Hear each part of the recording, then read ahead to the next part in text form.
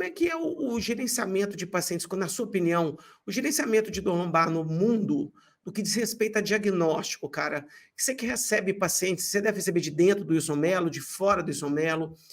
É uma coisa que me incomoda muito em dor lombar ainda, como pesquisador, é que esse rótulo de dor lombar não específica, então a gente fala o tempo todo assim, 85 a 90% de todos os pacientes com dor lombar no mundo, a gente chama de dor lombar não específica porque, na verdade, a gente não entende bem as causas, tá? Não deixa de ser verdade, mas é super frustrante, né? Porque se a gente não identifica bem as causas do problema, vai ser muito difícil a gente traçar tratamentos muito específicos sobre isso, melhorar a nossa resolutividade. O quanto que isso te frustra, o quanto que isso não te incomoda e o quanto que isso pode ficar gerando uma porrada de exame que não tem nada a ver. Isso é um dos temas mais graves, né? Porque todos os estudos e, inclusive, aquele call o chamado para a ciência, no qual a Lu foi a brasileira que participou do artigo do Lancet em 2018, a gente percebe que se a gente observar a população, né, os anos vividos por incapacidade, eles só aumentam. E quando a gente fala isso, e ela se tornou a primeira que gera anos vividos por incapacidade, independente se são em países pobres, em desenvolvimento, em países ricos, sabendo que nesses estudos que foram financiados pela Bill e Melinda Gates, também observam que as pessoas dos países pobres e em desenvolvimento sofrem mais, né? Principalmente pela falta de sistema. Eu acho que a dor lombar, a classificação de dor lombar inespecífica, ela, na verdade, infelizmente, ela gera um grande mercado de custos, né? Porque esse nome ele gera um grande mercado de custos. E quando a gente fala de dor lombar, por exemplo, você fisioterapeuta que está vendo ou profissional de saúde, muitas vezes está vendo esse podcast preocupado assim, poxa, como é que eu posso melhorar no meu consultório aqui? Eu quero atender meus pacientes particulares e eu quero prestar um serviço melhor. Quais as informações que eu vou tirar desse podcast? Na verdade, é muito maior que isso. A dor lombar, né? Hoje, só de pessoas crônicas, são 650 milhões de pessoas no mundo sofrendo de dor lombar crônica, né? Quando a gente fala especificamente de uma prevalência nesse momento agora, os estudos variam entre 7 a 22% de pessoas nesse momento estão com dor lombar nesse momento, né? E quando a gente fala de uma dor lombar aguda, que a pessoa travou, que ao longo da prevalência de vida, a gente chama de life prevalence, né, que talvez 80% das pessoas, pelo menos uma vez na vida, vai sentir um episódio.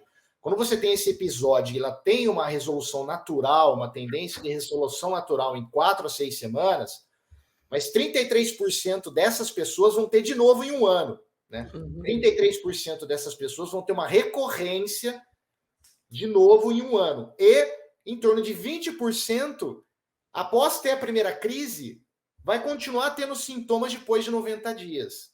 E esses 20% são responsáveis por 80% dos custos que são gerados, tanto em pesquisa, como também de sistemas públicos e privados de saúde, para essas pessoas. Então, quando a gente fala de dor lombar, a gente tem que dividir sempre em 3 questões. Primeiro, a prevenção. Segundo, o diagnóstico. Terceiro, o tratamento. E existem enormes linhas de pesquisa desses 3 tópicos. E aí, quando você fala isso, a gente fala de uma questão específica de saúde da população, que é triagem. Então, o paciente que ele vem no nível primário, secundário e terciário, os modelos de triagem, eles têm que ser muito mais desenvolvidos cada vez mais, porque o grande problema que todos têm hoje, que você fala com qualquer profissional da saúde, é tempo. Tempo para aquela pessoa que está na tua frente, seja no pronto-socorro, seja numa clínica secundária, num ambulatório, né? Ou seja, numa clínica terciária. A grande questão que a gente sabe que muitos profissionais têm 10 minutos na frente de um paciente. Isso só vai ser resolvido ou com tecnologia ou mudando as políticas de que você possa ter mais tempo para ouvir um ser humano, para poder entender o que está acontecendo e tentar destinar uma consultoria para ele, qual o caminho que ele tem que ir. Primeiro caminho, para não se transformar em crônico. Então, se ele está com 8 dias de sintoma, como é que eu posso fazer para esse paciente não cruzar a fronteira dos 90 dias? Se ele cruzou a fronteira dos 90 dias, a primeira pergunta é, primeiro, o que ele vem fazendo até hoje?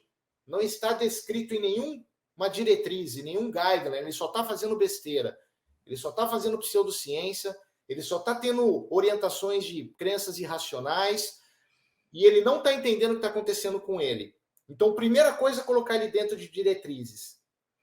Depois que as diretrizes falharem, você vai cada vez mais tentando fazer o específico para a vida daquele paciente. Uhum. Ou se ele está fazendo especificamente diretrizes adequadas de tratamento não farmacológico, como que você pode triar esse paciente no conhecimento que você tem interdisciplinar, se ele precisa realmente de medicações diferentes ou métodos invasivos diferentes, todos baseados dentro de diretrizes o mais possível, né? Para aí depois ver o que você sobra, né? Mas as primeiras questões é triagem. Então, triagem. O que a gente tem hoje na questão grande? Um paciente chegou com dor lombar, seja aguda, subaguda ou crônica, que é a única coisa que divide eles são o tempo, a gente quer saber os três subgrupos. Esse paciente tem alguma doença grave, que ninguém identificou, que a gente chama de red flag, que é de 2 a 5% dos pacientes. É câncer? É infecção? É uma doença autoimune? É fratura? Ou fratura patológica ou fratura não patológica? Então, tem red flag ou não tem red flag? Segunda, é uma dor lombar específica, que as estatísticas mostram que são cerca de 10% dos casos. Então, ele tem uma radiculopatia, porque o exame físico demonstra claramente, junto com o exame de imagem, que o nível no qual está tendo sintomas bate com o exame de imagem. Uma radiculopatia, uma estenose degenerativa com claudicação neurogênica, né? Então, esses casos de dor lombar específica, também existem diretrizes e guidelines específicos. E aí sobra os 90% dos pacientes que é dor lombar inespecífica, seja ela aguda até 4 semanas, subaguda até de 4 a 12 semanas, ou crônica a partir de 12 semanas. No Brasil, não é aceito culturalmente o nome de dor lombar inespecífica, você orientar um paciente e conversar com ele e falar que sua dor lombar é não específica. Médicos se sentem humilhados, querendo falar para o paciente que é dor lombar inespecífica, porque vai dar a impressão que nós não sabemos que o paciente tem. E fisioterapeutas e outros profissionais da saúde vão utilizar essa questão do inespecífica para dizer o seguinte, olha, isso é o conhecimento superficial, mas agora os meus métodos de tratamento vão fuçar e vão, na verdade, descobrir a causa do seu sintoma. E aí entra uma briga enorme no sentido de diferenciação de sobrevivência de mercado. Então, se você tratar a dor lombar como um problema de saúde pública, que você quer melhorar a incapacidade de dor da população. Outra coisa é você tratar como um nicho de negócio.